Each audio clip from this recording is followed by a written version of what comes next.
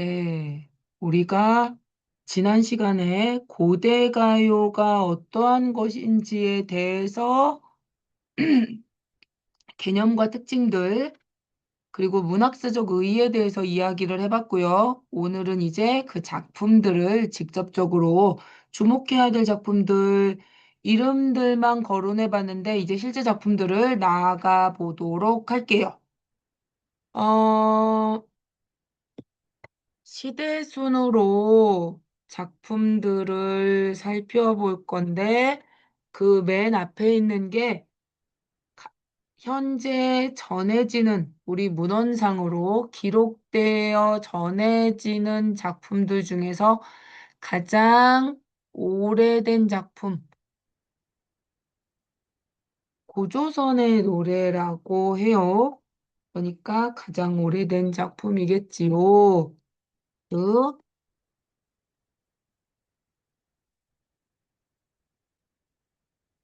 문헌상 가장 오래된, 그래서 여기 현전 최고의 서정시, 최고로 좋다의 뜻이 아니라 현재 전해지는 이란 뜻이고, 현저는 현재 전해지는 가장 옛고자 써서 오래된 서정시다라는 의미예요.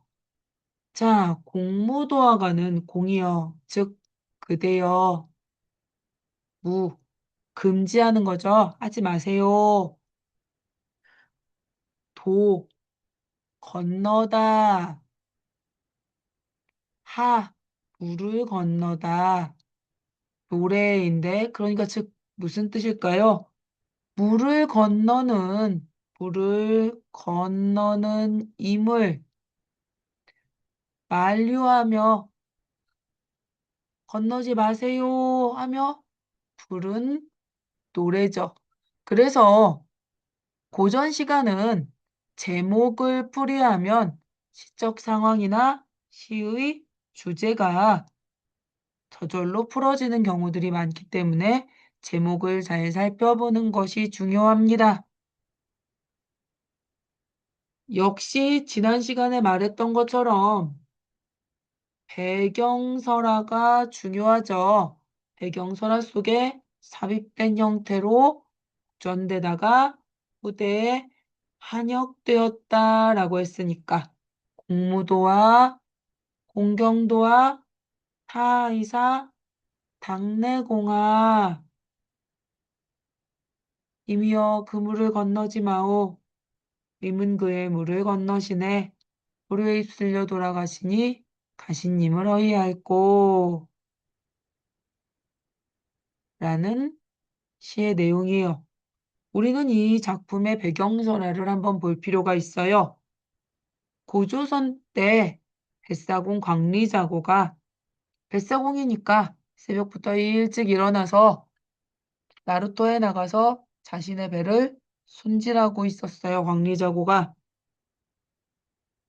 그런데 머리가 하얗게 샌, 머리 숫자죠. 머리가 하얗게 샌, 그래서 백수인 거예요. 흰 머리를 풀어헤친 광부, 미칠 광자예요. 미친 한 사람이 머리를 풀고 술병을 한쪽에 든 채로 막 물살을 헤치며 건너려고 하더래요. 근데 거기는 나루터잖아. 배를 띄워서 건널 수 있는 곳이란 말이야. 그러니까 그 물살이 세고 깊을 거 아니야. 그래서 그의 아내가 뒤따르면서 그를 막아보려고 하는데 원래 미친 사람들은 힘이 세죠. 그래서 막지 못했고요. 결국 미친 사람은 불에 빠져 죽고 말았어요. 그러고 남겨진 그의 아내는 슬퍼하면서 이 노래를 부르고 뒤따라서 물에 뛰어들어 죽었대요. 너무 신기하고 이상하고 기이한 일을 본 광리자고는 그날 집으로 돌아가서 자신의 아내 여옥에게 여보 여보 오늘 내가 이런 일이 있었어 라면서 그 이야기를 해주고 역시 그 백수광부의 아내가 불렀던 그 노래도 전해준 거야. 그랬더니 여옥이 고무를 켜며 기타처럼 생긴 둥근 악기예요. 그 현악기를 켜면서 그 노래를 따라 불렀는데 그 노래를 들은 사람들이 "울지 아니한 사람이 없었다."라는 이야기가 전해진다고 해요. 그러니까 이 이야기 속에 노래가 공무도화가인 거예요.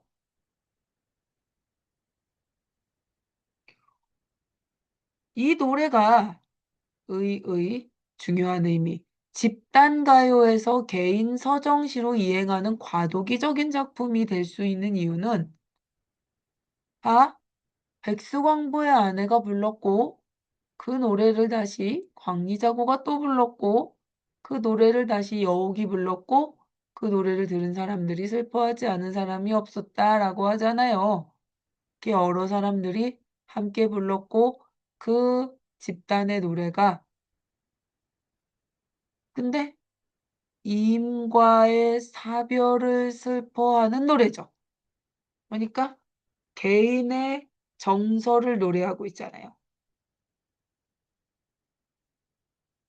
그래서 집단 가요에서 개인 서정시로 옮겨가는 과정의 노래인 거죠.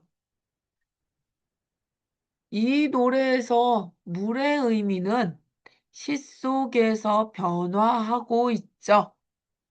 그래서 핵심 시어의 의미를 따라가면서 한 줄 한 줄 시를 보도록 할게요. 임아, 임을 부르네요. 여기서의 임은 시적 대상이죠.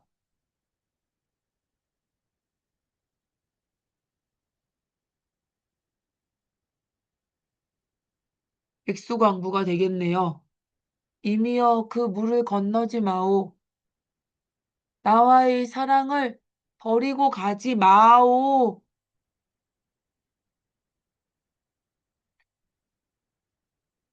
화자의 이 충만한 사랑을 내가 지금 여기 있는데 버리고 가지 마오. 애원하는 거죠. 이미 물을 건너는 것에 대한 만류예요. 하지 마세요 하고 붙잡는 거예요. 임은 그의 기어이 물을 건너시네. 그 물을 건넜어요. 물의 의미가 변하고 있죠. 이 물은 나는 여기 있고 임은 그 물에 들어가면 죽을 거니까 삶과 죽음의 경계가 되겠군요. 단절이군요.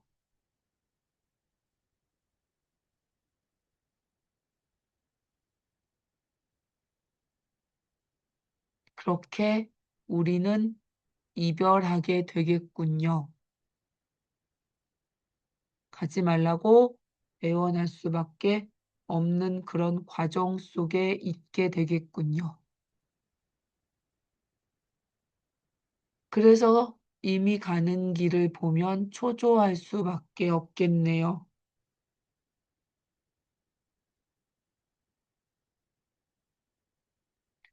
물에 빠져 돌아가시니 그러니까 여기서의 물은 죽음이군요. 결국 임은 죽고 말았어요. 슬프네요.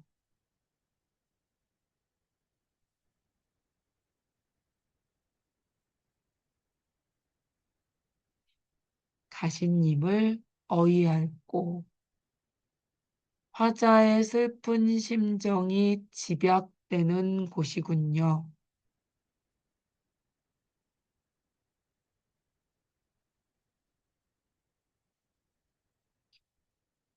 어이할 것인가? 뭐 하고 있는 거예요? 응? 무슨 법? 어이할 것인가? 그치, 서리법이죠? 임을 잃은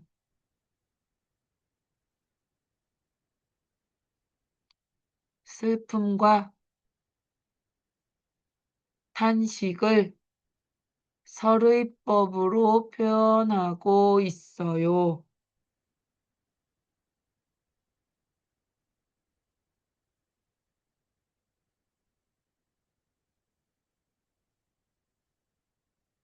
화자의 슬픔과 체념의 모습이 나타나고 있죠. 그래서 여기서의 물은 화자의 사랑이자 삶과 죽음의 경계이며 죽음을 의미하기도 하는 그 핵심 시어의 의미가 이렇게 변해가죠. 그리고 이 시는 3 하나 더 써놓을게요. 1, 2, 3 해서 우리 시가에서 우리 민족의 전통적 정서를 한해 정서라고 한다면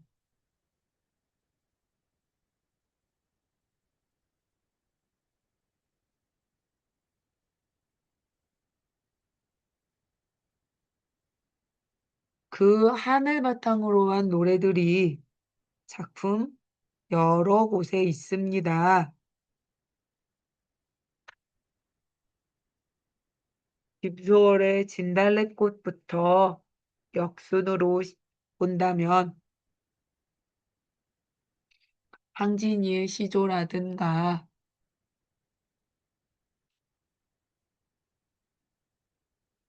송인, 한시가 있고요. 그리고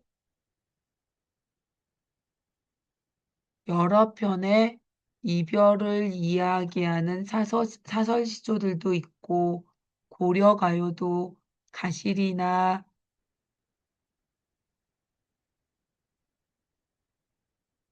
정석가나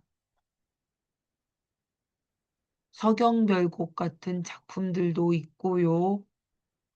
그 외에도 지금 보고 있는 민요의 아리랑도 있고 지금 보고 있는 공무도화가까지 우리 시가에서는 이별을 노래하는 정서를 이렇게 슬픔, 비애, 탄식 등을 이야기하는 한을 바탕으로 한 노래가 많이 있어요. 근데 그 뿌리를 거슬러 올라가면 이렇게 고조선까지도 다 있다. 그래서 그런 작품들이 나올 때마다 계속적으로 연관지문으로 불려 나온다. 그래서 이 작품이 중요하다라고 볼 수가 있겠습니다. 자, 두 번째 작품 한 번 더 지워도 되죠? 두 번째 작품 구지가 구지가에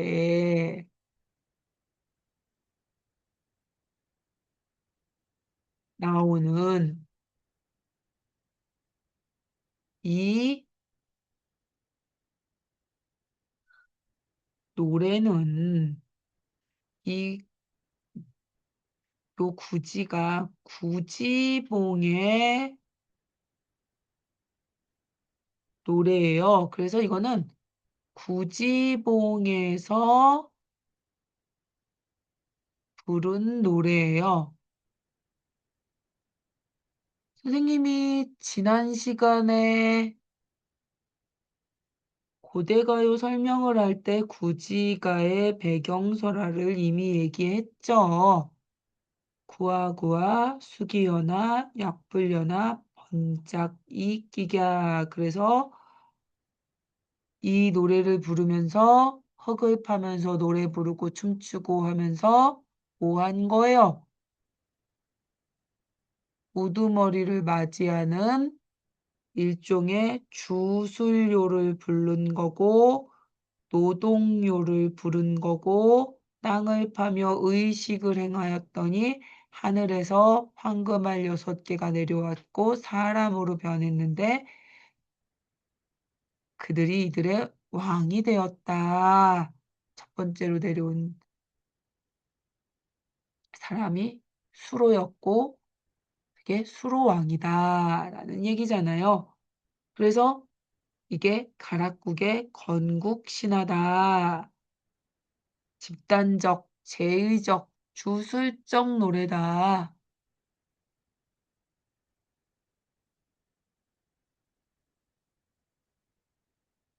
그래서 거부가 여기서의 거북이는 소원을 들어줄 신령스러운 존재죠.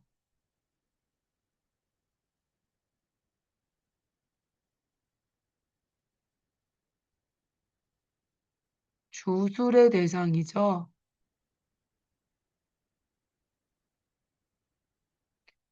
그래서 어떤 자연적 존재, 신비한 힘을 가진 존재에게 내 현실적 소원을 이루어 달라고 하고 부르는 거죠. 머리를 내놓아라.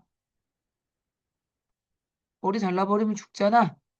이 머리는 생명이죠. 그래서 협박하는 거예요. 머리 내놓으라고 명령하는 거고, 그리고 머리는 우두머리이기도 한 거예요. 우리에게 왕을 달라라는 이야기이기도 한 거예요. 명령하는 거죠. 머리를 내놓아라. 명령적 어조죠.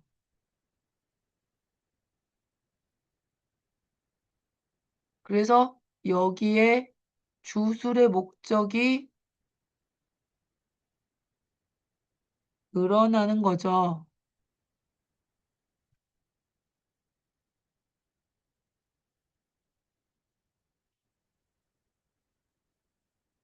이 명령적 어조를 통해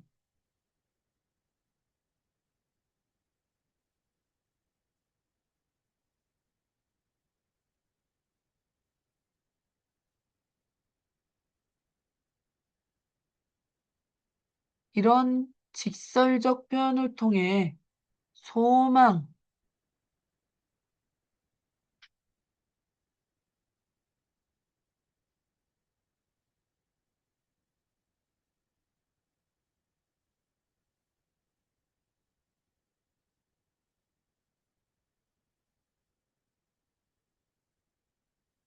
우리는 이 소원이 꼭 이루어지기를 바랍니다를 보여주는 거죠.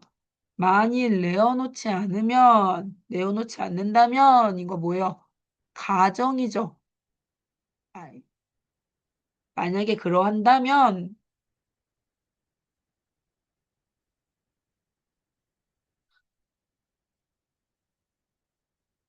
if잖아, if. 그렇게 된다면, 구워서 먹으리. 어떻게 한다는 거야? 이 신령스러운 주술의 대상을 위협하는 거잖아.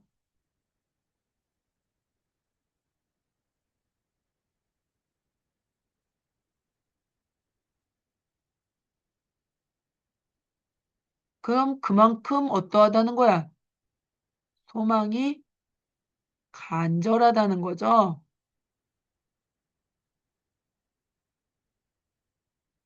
그래서 위협하네요. 이런 부름, 명령, 가정, 위협의 구조를 가지고 있는 거지요.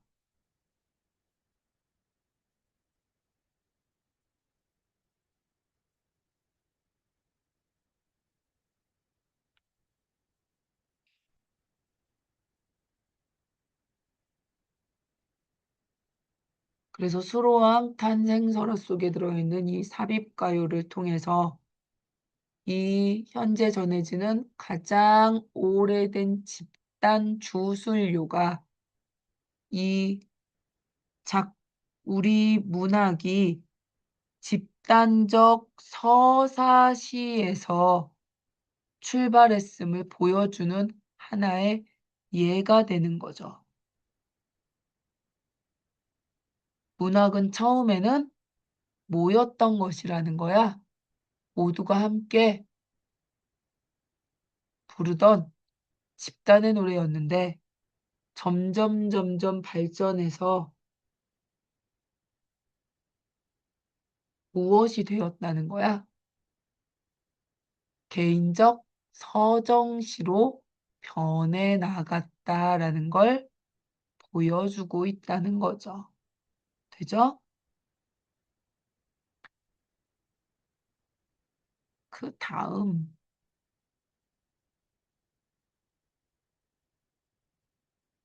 그 다음 작품은 황조가군요. 황조가.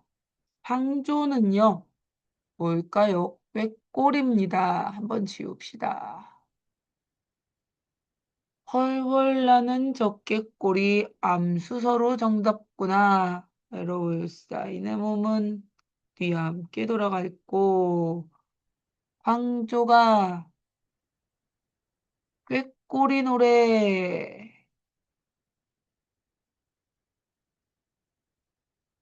그러니 이 노래는 꾀꼬리를 보며 부른 노래인 거죠. 이것도 역시 네.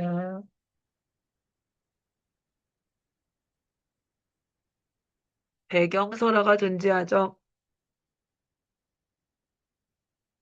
고구려 2대 왕인 유리왕이 왕비가 세상을 떠나자 화희와 치희, 그러니까 고구려 여자인 화희, 한나라에서, 중국 한나라에서 치희, 이렇게 두 계비를 드려요. 내 아내가 둘이면 다툼이 일어날 수밖에 없죠. 그래서 이 고구려의 화희가 너 한나라에서 시집와 놓고 어디서 이렇게 무례하게 구는 거야? 라고 하니까 아, 또 난 대국에서 왔는데 겨우 고구려에다 주제 어디 가선 자존심이 상해서 한나라로 돌아가 버린 거야. 왕이 말을 달려서 치희를 데리러 갔네. 치희는 노여워서 돌아오지 않았다 해요. 그래서 혼자서 다시 돌아오고 있던 왕은 돌아오는 길에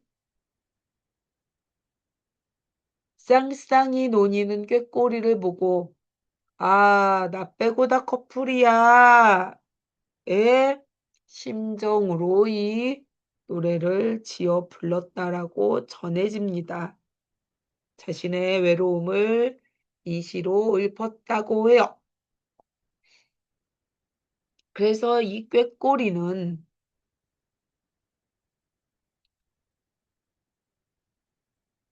시적 화자의 처지와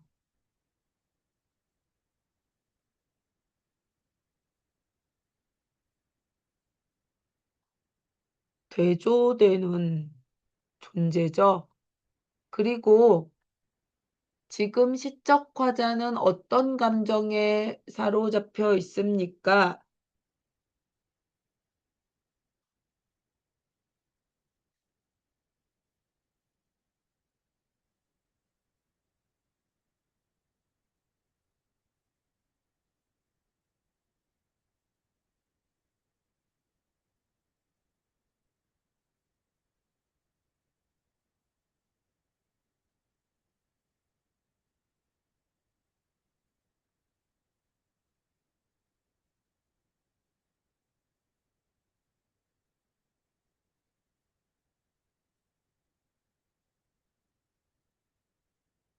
자,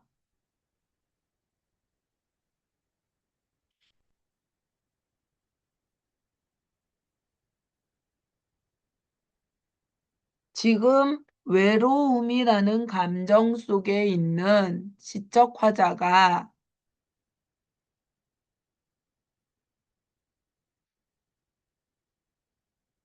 자신의 외로움을 저 꾀꼬리를 보며 드러내고 있는 거잖아요. 그러면 나의 외로움이라는 내적 감정을 외부적인 대상으로 드러내고 있죠. 자, 이거 뭡니까? 나의 주관적인 내적 감정을 외부에 있는 저 꾀꼬리는 나의 주관적 감정과는 상관없는 객관적인 사물이잖아. 이렇게 주관적인 내 감정을 외부에 있는 사물로 드러내는 것을 객관적 상관물이라고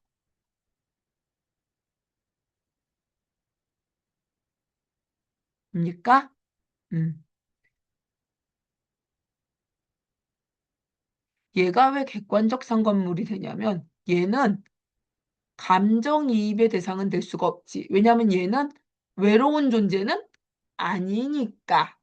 근데 내 감정을 드러내는 소재로서는 쓰이고 있지. 그래서 객관적 상관물이 될 수 있는 건 거예요.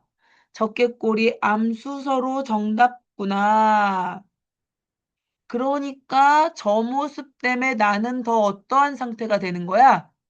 외로운 상태가 될 거 아니야.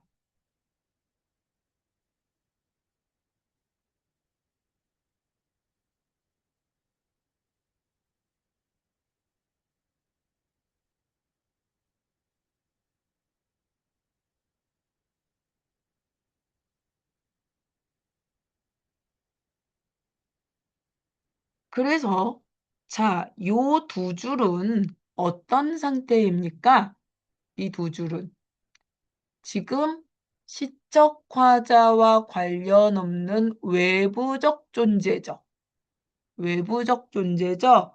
그래서 이건 자, 외적 상황이에요. 그러니까 선경이 되는 거고요.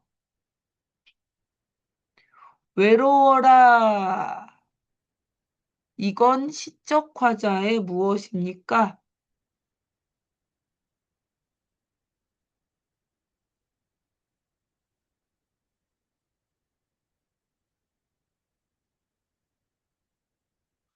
저 꾀꼬리를 통해서 시적 화자가 자신이 외롭다라는 걸 드러낼 때보다 훨씬 더 어때요?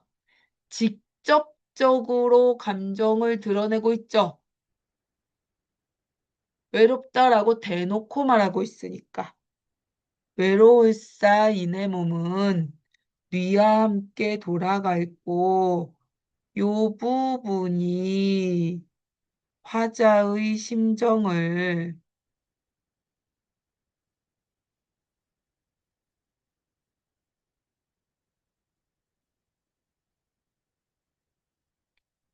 화자의 심정을 집약하고 있는 거겠죠.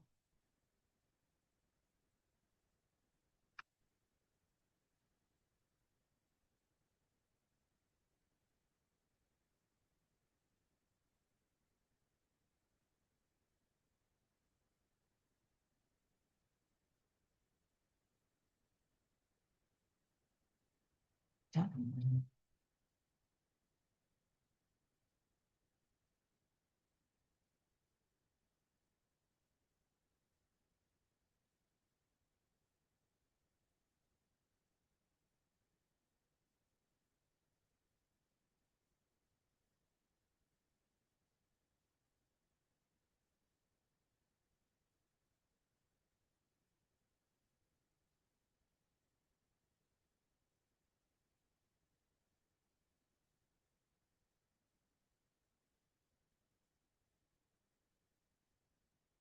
자, 그래서 화자의 심정을 집약해서 함께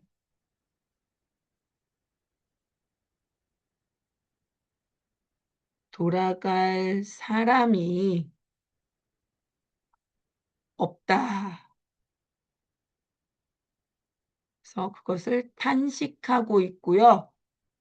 돌아갈 것인가를 하고 있는 거라서 역시 여기서도 설의법을 이야기하고 있고 요 부분 또 두 줄 묶으면 이 부분은 어떤 겁니까? 내적 상황이겠죠.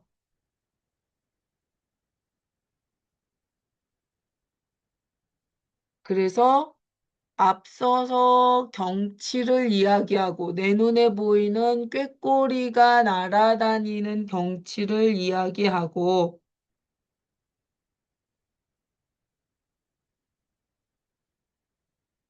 그 후에 그 후에 뭐 하고 있는 거예요? 감정을 말하는 거잖아요.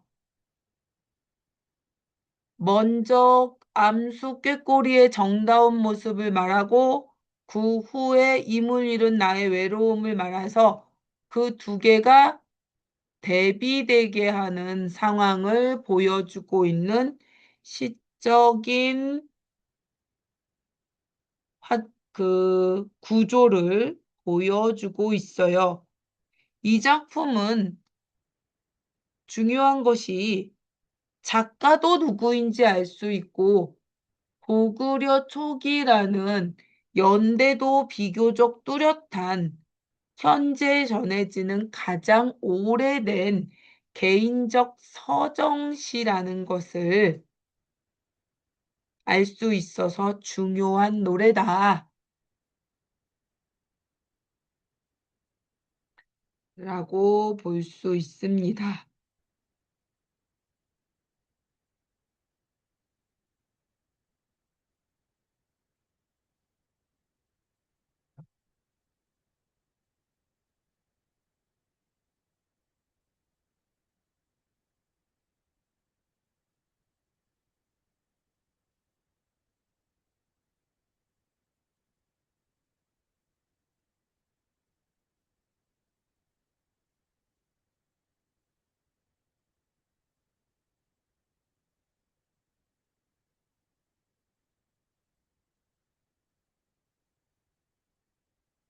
그래서 세 편의 시들이 모두 다 하나는 고구려, 하나는 가락국의 건국 신화지만 기록은 신라 유리왕 시절, 그리고 또 하나는 신라 유리왕?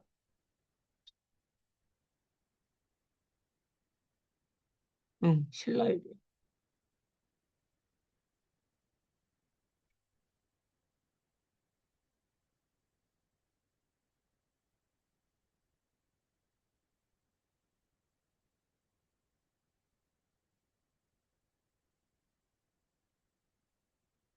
왜 이거 저렇게 써져 있는 거지? 그리고 이거는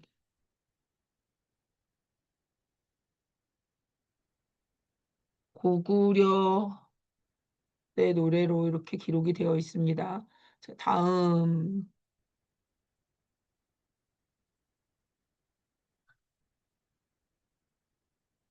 작품을 또 가보자. 정읍사. 정읍사는 선생님이 말했잖아. 가장 아니, 현재 전해지는 유일한 백제가요라고. 이거 한 편밖에 없어요. 정읍사, 전북 정읍에 사는 여인이 부른 노래예요.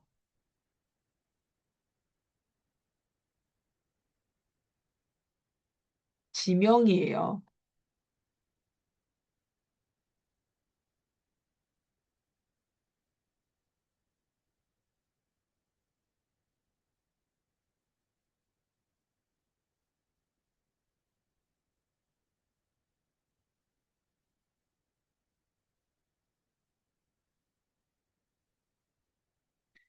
그래서 이건 정읍에 사는 여인이 부른 노래니까 실제 누가 불렀는지 알 길이 없죠. 작자 미상입니다.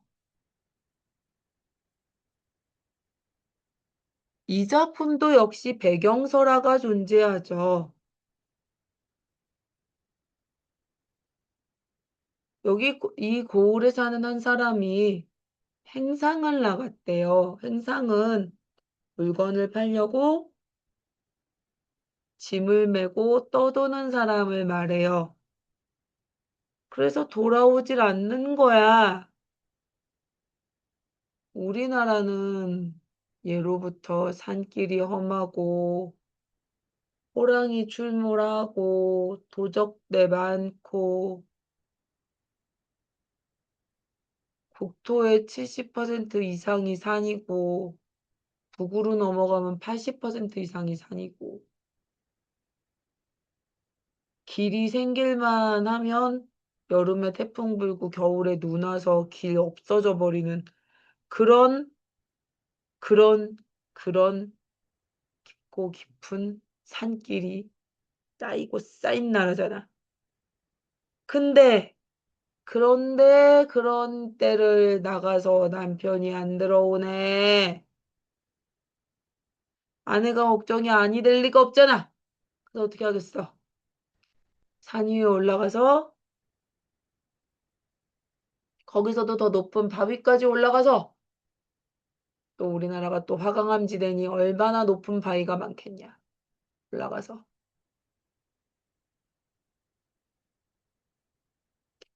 천지신명이시여 하면서 빌고 있는 거죠. 남편의 무사기한을 빌고 또 빌면서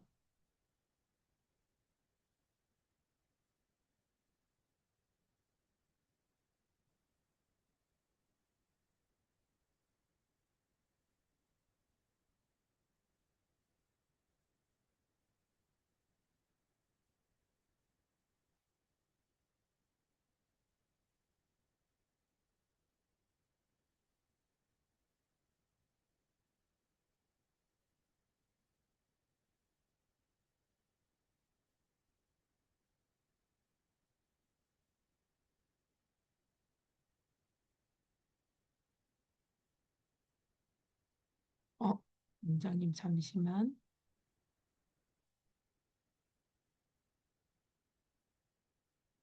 과학 지문은 아직 하나도 안 건드려서 과학 지문 앞에서부터 끌리려고 오늘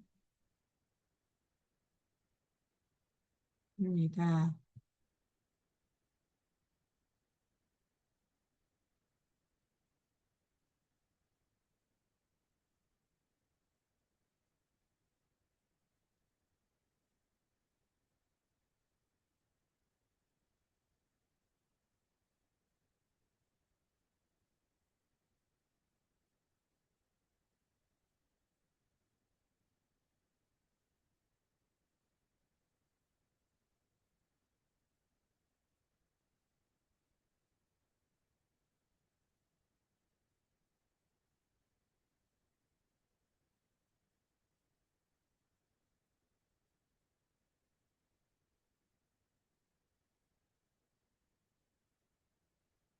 그래서 남편을 기다리던 아내가 결국은 돌이 되었대요.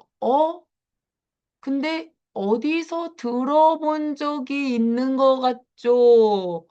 기다리다 서서 돌이 되었다. 그런 것을 기다리다 돌이 되었다. 망부석 그래요. 그래서 이게 망부석설화에 딸려 있는 노래가 됩니다. 그리고 이 작품은 국문으로 전해져요. 그래서 한글로 전해지는 가장 오래된 작품이고요.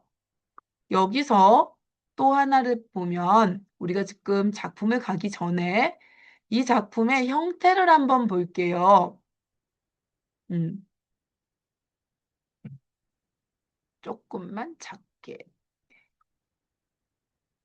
봐서 이렇게 볼게요. 왜냐하면 전문을 봐야 되기 때문에.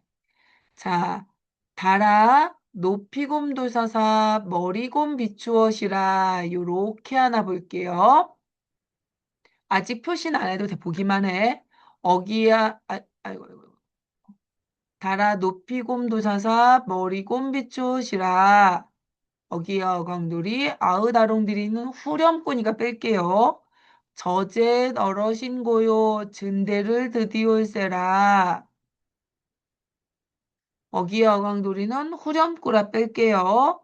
어느 이사 놓고시라 어기야는 또 후렴구라 빼고 내 가논데 점글할세라.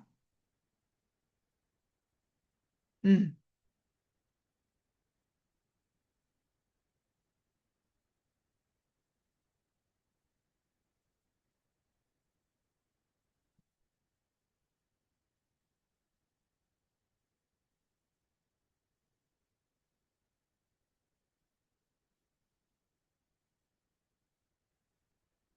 하나, 둘, 셋.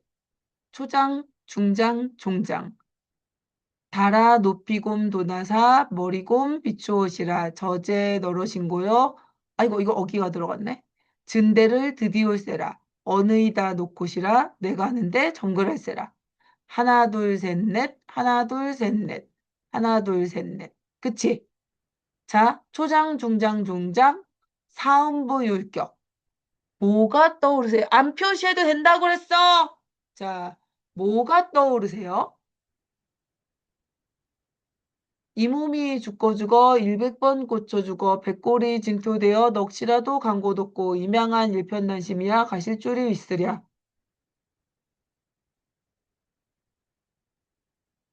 시조. 아, 그치, 시조. 시조하고 형태가 매우 유사하죠.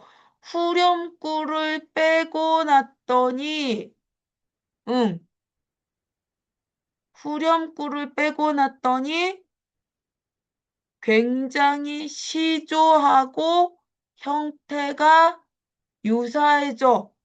아, 얘가 시조 형식의 기원이 됐다라는 것이 느낌이 온다.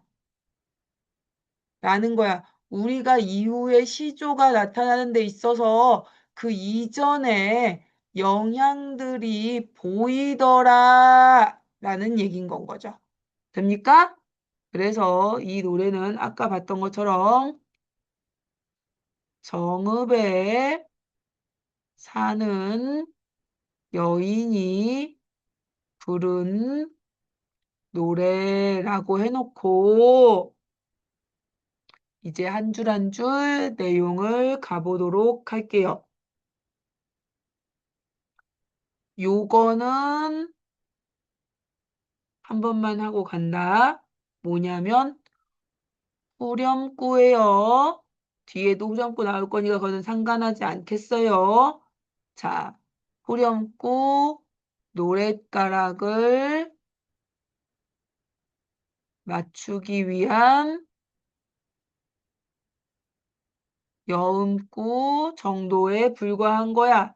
그래서 이거 어떻게 하면 제외하면 뭐하고 비슷해진다고?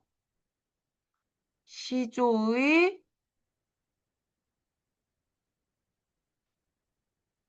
3장 6구와 유사하다고. 됩니까?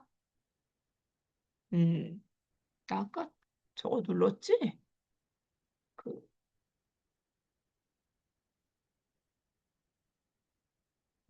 녹화 눌렀지? 그래서 요런 특징이 있고요. 그래서 후렴구는 계속 나올 거니까 놔둘게. 이제 후렴구는 무시하고 요 중요한 부분만 갈 거다. 달아 그랬어요. 달님이시여 그랬잖아. 이 하는요.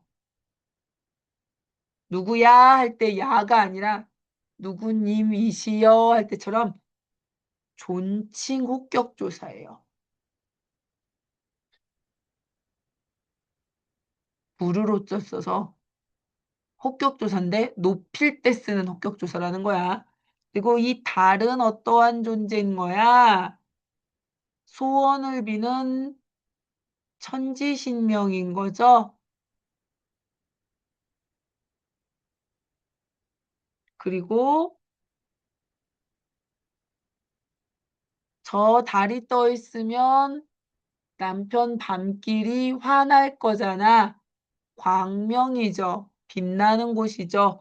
그리고 제발 남편이 무사하시길, 안녕하시길 바라는 거죠. 그래서 달한테 소원 비는 거죠. 기원의 대상이죠.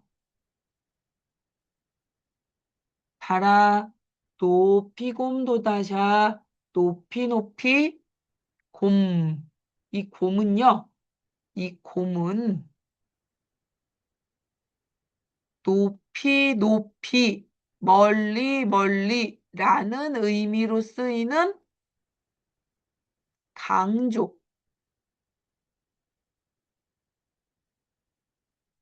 만드는 전미사예요. 도다샤, 높이 높이 돋으시어 멀리 멀리 비춰오시라. 달님이시여 높이 높이 돋아서 멀리 멀리까지 비춰주세요. 그래야지 어떻게 되니까 내년편 가시는 길이 환하고 안전할 테니까요. 라고 뭐 하는 거야? 기도드리고 있는 거야. 이해됐어요? 여기까지?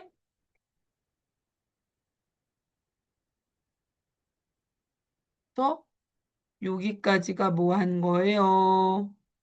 선생님 한번 지워도 돼요? 쓸 자리 없어서 지울게요. 요건 다 썼지? 음. 그래서 여기가 기 부분이야. 달에게 남편의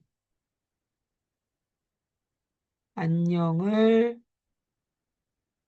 기원하고 있는 건 거죠.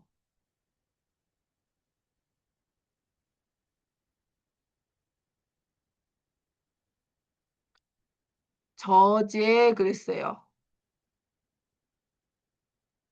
우리 저잣거리 그러잖아요. 시장을 말하는 거죠. 시장에 인 거야. 그래서 우리는 이 저제를 통해서 뭘 할 수 있어요? 시장에 가 있는다는 건 남편이 뭐 하는 사람인 거야?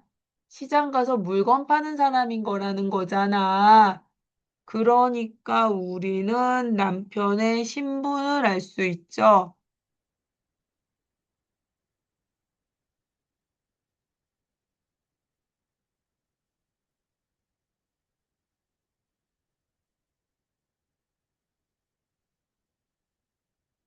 떠돌면서 시장에서 물건 파는 사람인 거죠.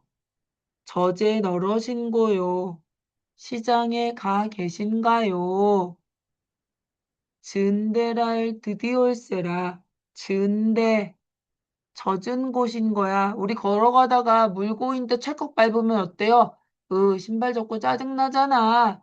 그러니까 이 즈은데는요, 위험한 곳인 거야.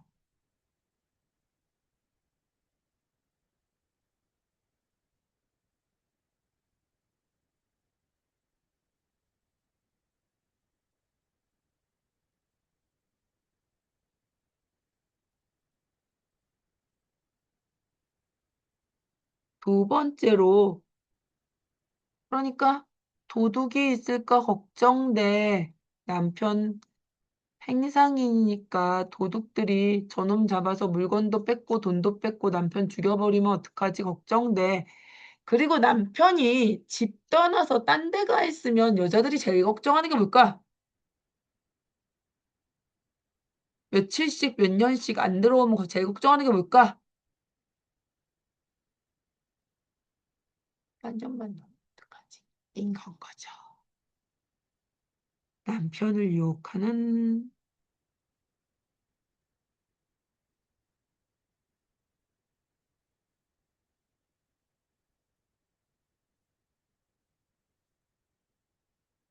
인 거죠.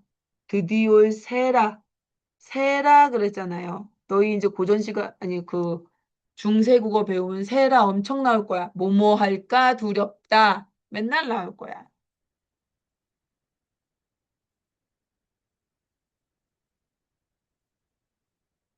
그래서 젖은 곳을 밟을까 두렵습니다.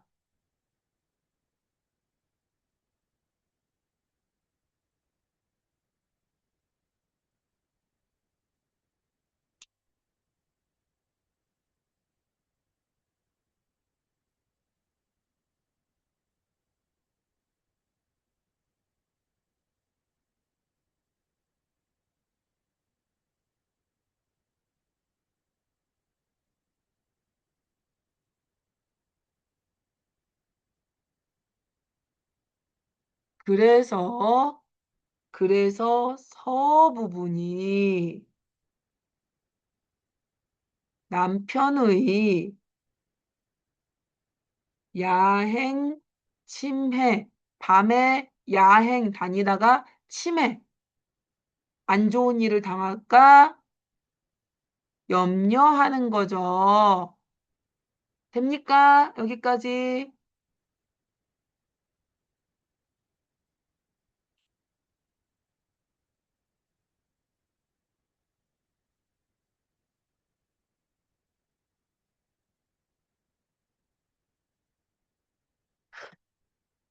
한번 지워도 돼요?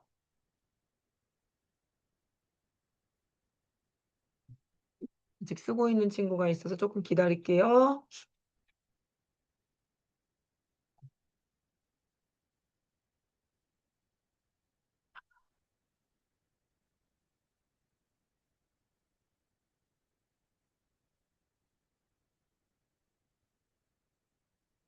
이제 지웁니다. 그리고 어느 이다 놓곳이라 어느 곳이나 짐을 내려놓으세요.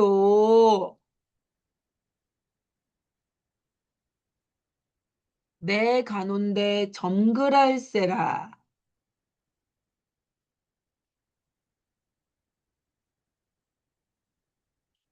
그래서 내 가는 데가 여기서 의미가 여러 개가 해석됩니다. 왜냐면 내가 가고 있는 곳이 여기서의 나는 가고 있는 주체를 첫 번째 남편이 가는 길인 거야. 남편의 그 가고 있는 기갓길이 안전하기를 바랍니다라고 기도드리고 있는 거일 수도 있고 지금 정말 나여서 나 지금 산 꼭대기 위에 바위 위까지 올라와서 남편이 무사하길 기도하고 있으니까 그리고 아내가 화자죠, 화자. 음.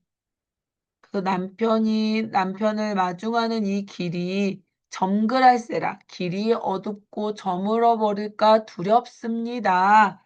일 수도 있고, 부부는 일심동체니까 우리 부부의 인생길이 어두워질까 걱정됩니다. 일 수도 있는 건 거죠. 그래서 우리 기서결 그래서 남편이 무사히 돌아오기를 기원하는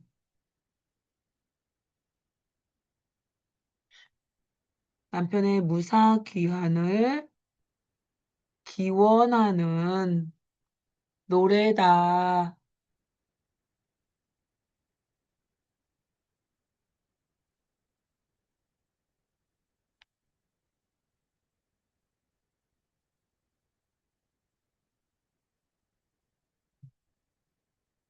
그렇지만 우린 끝을 안 해요. 기다리다 돌이 되었다. 너무 슬프잖아. 응, 너무 슬프네. 그러네요. 서글픈 일이 아닐 수가 없어요. 그렇지 않지 않다. 응? 맞나? 자, 세워볼 필요 없고요. 그냥 슬프다는 얘기를 강조하고 싶었던 부정 표현이었던 것이다. 원래 부정 표현이 좀 더 강조되지 않나요? 그리하고 계속 선생님 몇 편을 나가려고 하시는 거죠? 방학 동안 최대한 많이 나가나야? 그래도 너희가 계약해서 뭔가 또 머릿속에 남습니다. 나가는 족족 옆에 문제 풉니다. 나가는 족족 코칭입니다. 어쩔 수가 없어. 그리고 원래 선생님이 진도를 잘 빼. 아시잖아요? 시험 때도 이렇게 진도 안 빼시잖아요. 이렇게 빼잖아. 시험 때가 아니잖아요. 그렇다고 놀아? 응. 방학 때 마구 달리는 거야. 원래 방학은 특강이라 생각하고 달리는 거야. 선생님 아직 방학 안 했어요. 나는 방학이야. 기말 끝나면 방학인 거야.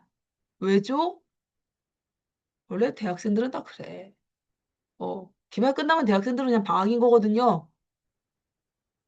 선생님 대학생 아니잖아요. 20대 이후로 평생을 대학생으로 살았어. 어. 그래서 그냥 학기 단위로 사는 게 몸에 익어서 그냥 이렇게 살 거야. 자, 근데 제명메가를 가기에 앞서서 오늘 또 우리가 할 것은 향가를 배워야 한다. 향가. 또 필기 그 하얀 종이 또 꺼내시고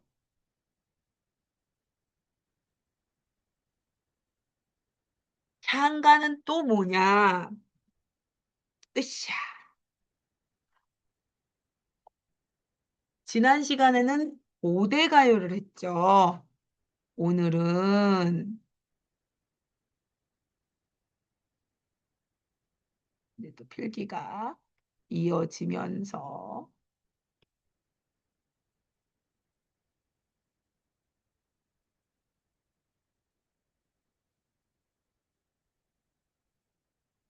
향가. 음. 향가는요. 향가에서 우리가 알아야 하는 것은 음, 종이는 계속 줄 거니까 걱정하지 말고 넉넉하게 계속 쓰시고요. 종이 없으면 새 종이 줄게요. 그리고 그 종이 잃어버리면 안 돼. 그 링에다 같이 끼워놔야 돼. 종이 없애트리면 안 돼요.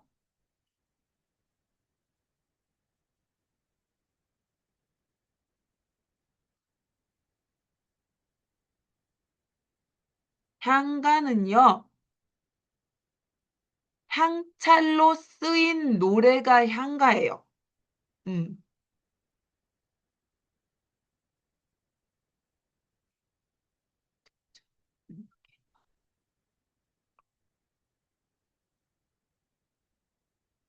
한자의 음과 뜻을 빌려 문장을 우리말 어순대로 적는 향찰.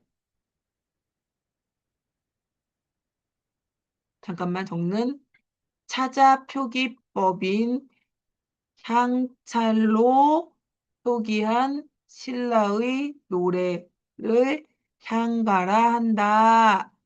라고 썼어요. 그러면 우리는, 우리 말이. 여기서 중요한 건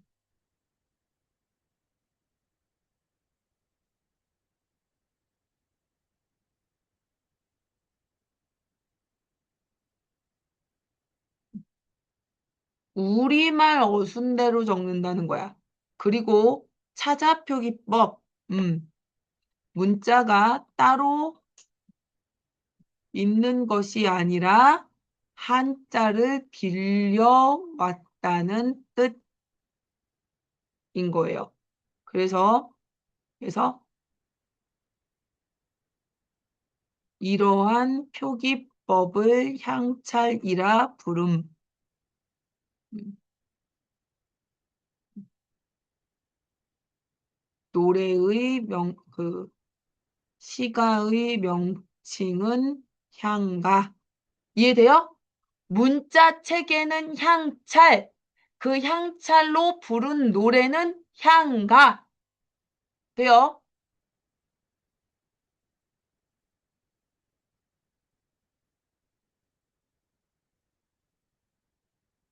그래서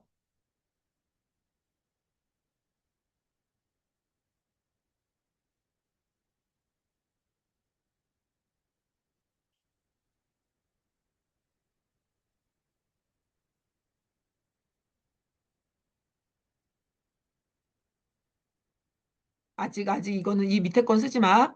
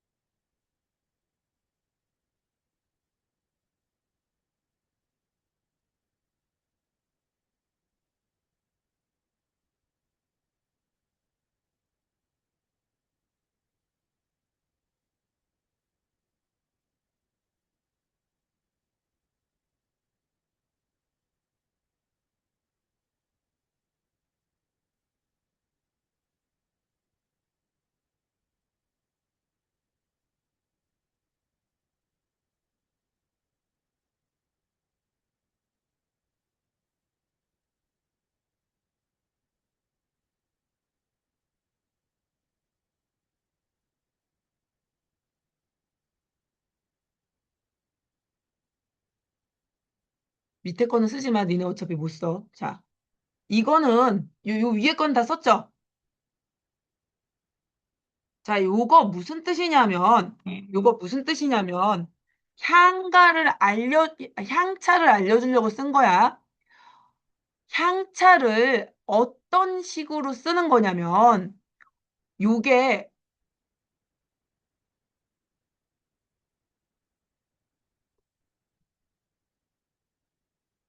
요게,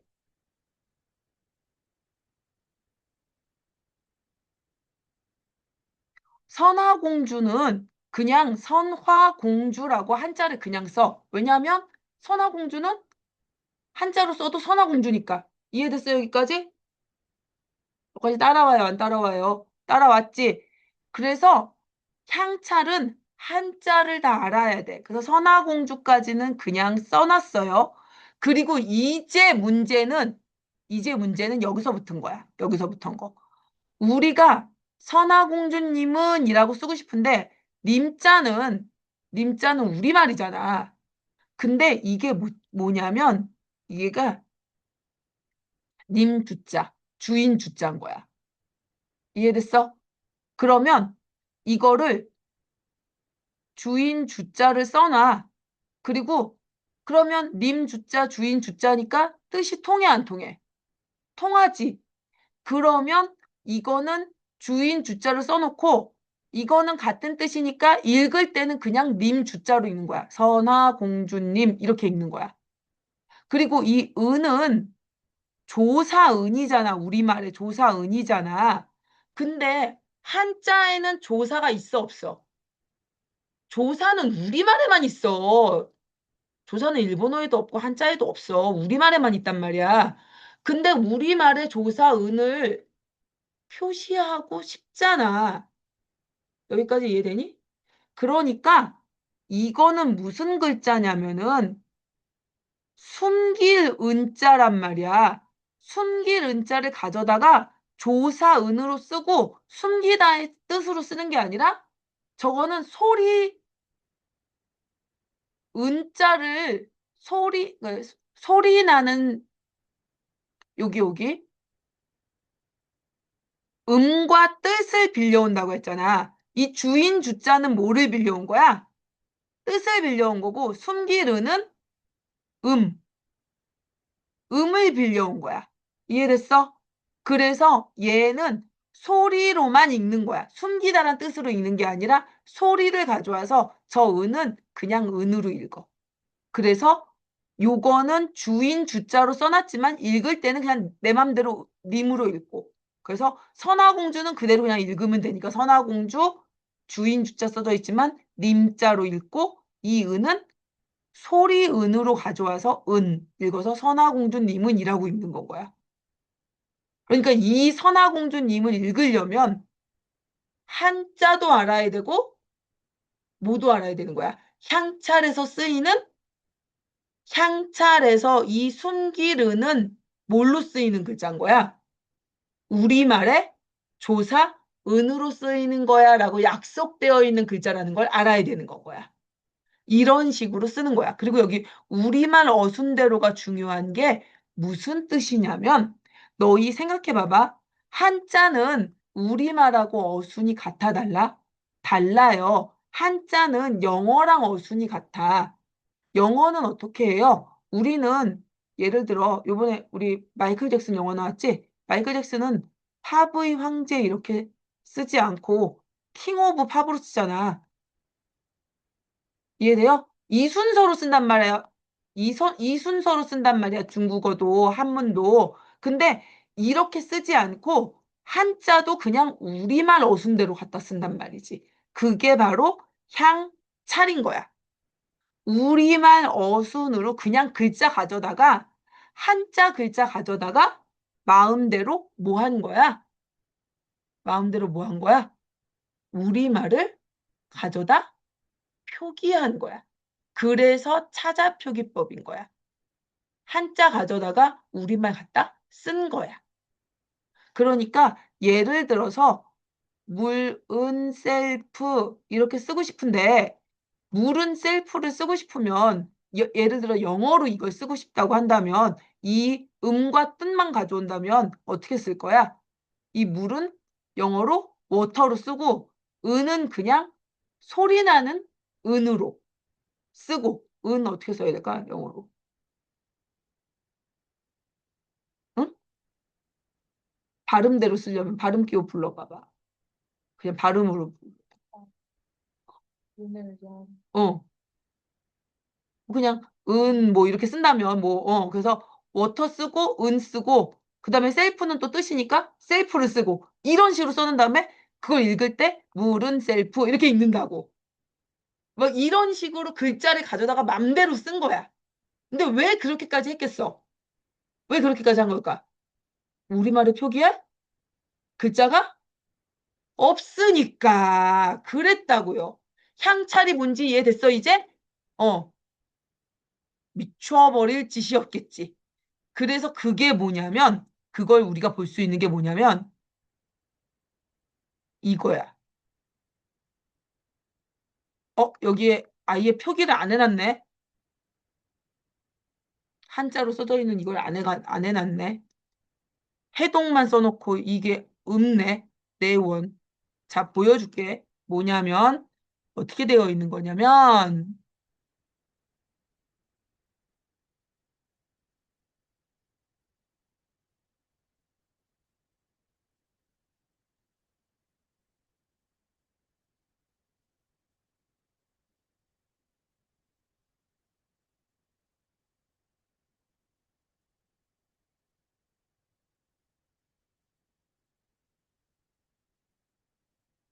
아이, 참. 교재 완성본 문화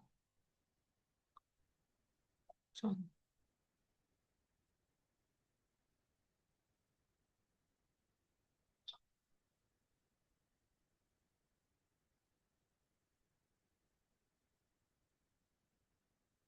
이렇게 써져 있다고. 한자로 이렇게 써놨다고. 그래서 선화공주님은 삼일지가 랑치고 이렇게 써놓은 다음에 이거를 읽을 때는 그즈지 얼어두고 이렇게 써놓는다고. 그래서 서동방을 써져 있지만 이거를 맞동방을 이렇게 해서 방을 이렇게 읽는다고. 그 다음에 야의 묘의 폭견거여 그 다음에 이 야가 밤 야자잖아. 그 다음에 밤 이렇게 읽는다고. 이걸 이렇게 써놓고 읽을 때는 이렇게 읽는다고. 이게 뭔 짓이요. 근데 이걸 보는 순간 갑자기 너무 감사해지지 않니? 누구에게? 세종께 너무 감사해지죠. 그래서 향가는 언제 지나고 통일신라 지나고 사라져요. 어. 이거 쓰려면 모두 알아야 되고 한자도 알아야 되고 향찰도 알아야 되니까 아무래도 공부를 조금 한 사람, 많이 한 사람, 많이 한 사람만 알 수 있겠지. 그래서 필기. 그래서 작자층이 이 작품의 특징들이 이것의 특징이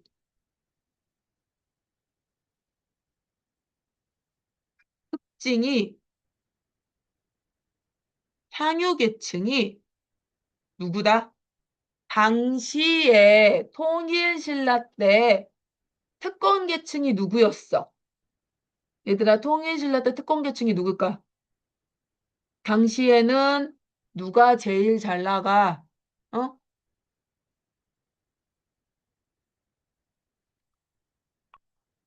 누가 제일 잘 나가겠어? 너희 한국사 안 배웠니?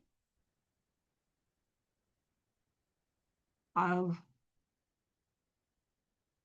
야, 육두품은 꺼져 그랬잖아. 어? 성골, 진골만 가능했잖아. 그리고 또 누구?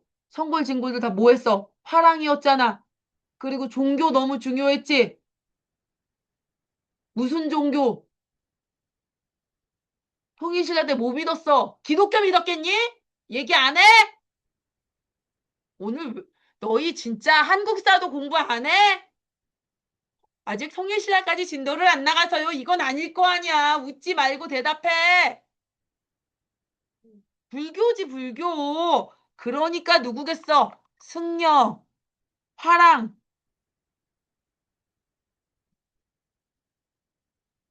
귀족계층과 같은 특권계층이 주류를 이루었다. 이것이 바로 특징이야. 근데 왜 그렇게 써? 배우기가 어려워. 이해되지? 뭐, 이거를 억지로 외우지 말고 그럴 수밖에 없겠구나라고 생각을 하란 말이야.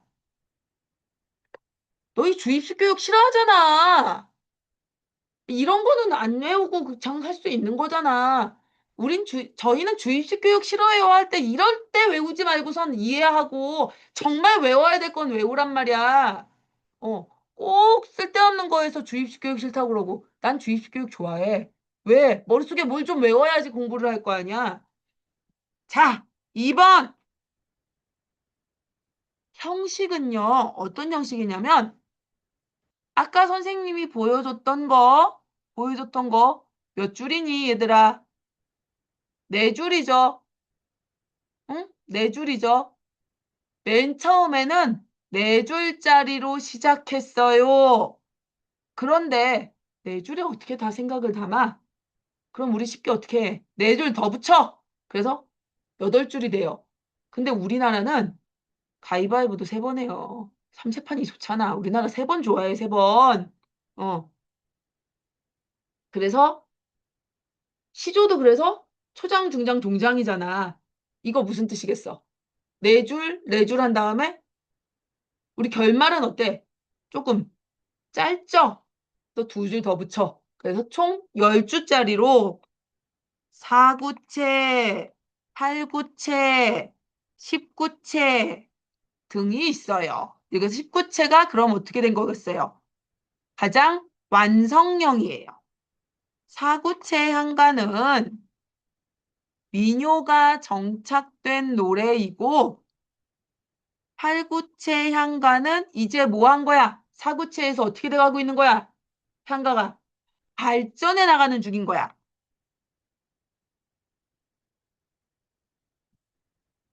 그렇게 중간 단계를 과도기라고 합니다, 얘들아. 단어 뜻도 알고 가자, 과도기. 과도기 형태의 노래이다. 그리고 니네가 시험에서 가장 많이 배울 거는 뭐겠어요? 19체겠죠? 가장 정제된 형태거든요. 이게 엑기스야. 가장 정제된 형태의 노래로. 그래서 얘만 특별히 완성형이라서 따로 이름도 있어요. 사내가라 불린다. 됩니까? 그리고요, 우리 이제 뭐 했어요? 지난 시간에 문학사적 했죠?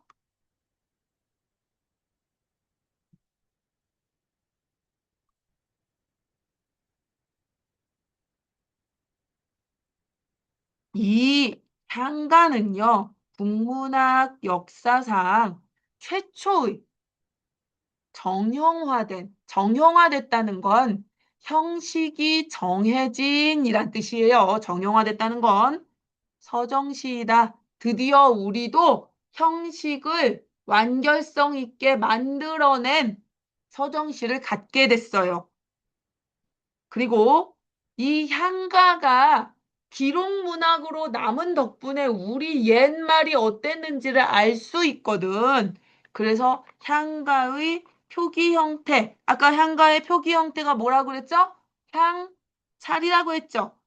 이거 덕분에 앞서서 우리 고대 가요는 입에서 입으로 전승되고 기록될 때는 심지어 한역됐다고 했잖아. 그러니까 원래 우리말이 어떠했는지 알 길이 없지. 근데 어쨌든 이거는 우리말이 어땠는지를 적으려고 애쓴 기록이잖아. 그리고 우리말 어순대로 적었잖아.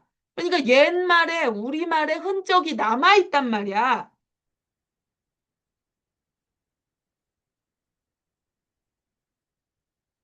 그래서 몇 안 되는 우리말 고어 옛 고자 써서 고어 연구의 아주 귀중한 자료예요.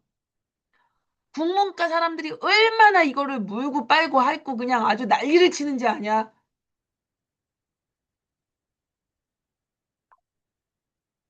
징그러워 죽겠어. 어? 그래서 주목해야 할 작품은 서동요, 헌화가, 처용가, 원앙생가, 제망매가, 안민가, 찬기파랑가 등등 할 게 너무 많아. 진짜 너무 많아.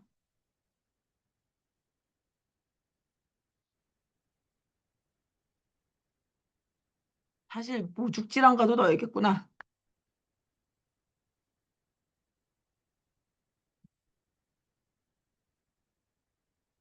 까지. 사- 그리고 놀랍게도 작가들도 다 나타나 있어요. 헌화가 빼고는. 그래서 작품들이 중요합니다. 알겠습니까? 그래서 여기까지 해서 앞선 작품들 플러스 요 내용 향가의 갈래별 학습, 고전시가 갈래별 학습까지 다 고칙 내용이에요. 만화도 다 합시다. 수고하셨어요. 안녕히 가십니다.